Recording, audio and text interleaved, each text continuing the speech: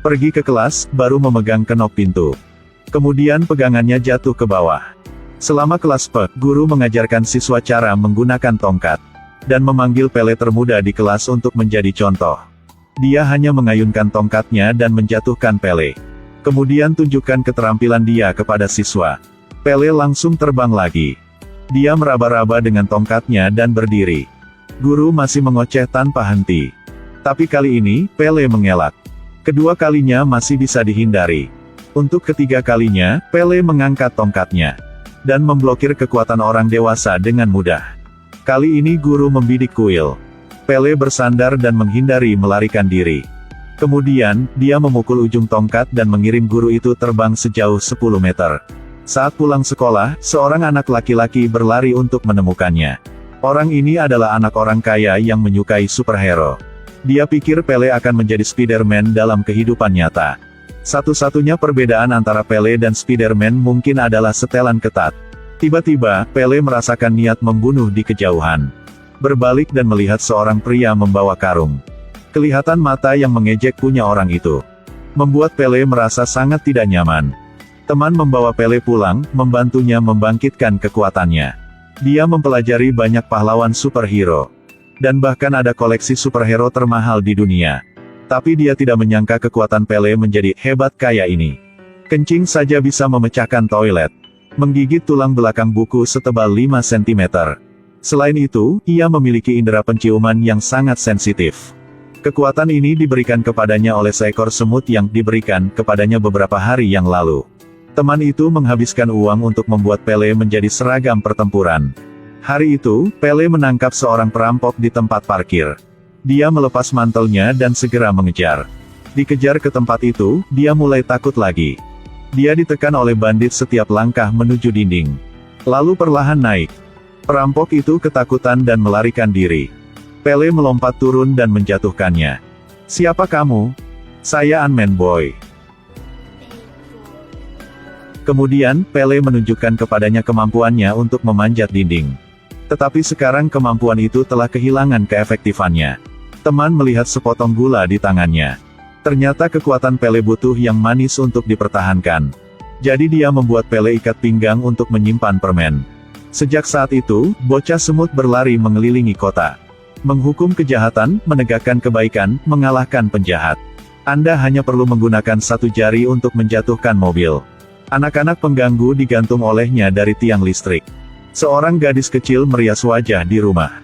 Tiba-tiba, melihat seseorang di belakangnya. Gadis itu berteriak ketakutan. Temannya mendengar teriakan itu dan berlari.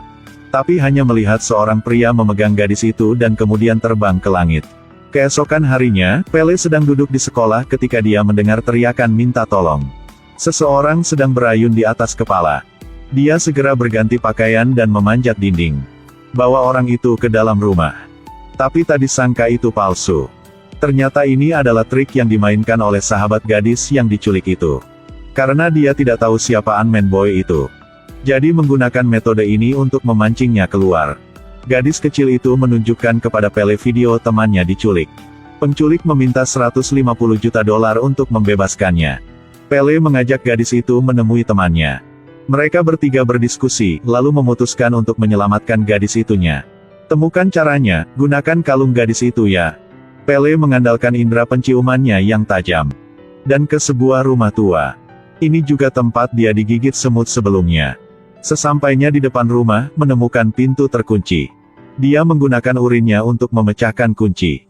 Ketika saya masuk ke dalam, saya menemukan bahwa tempat ini adalah ruang penelitian.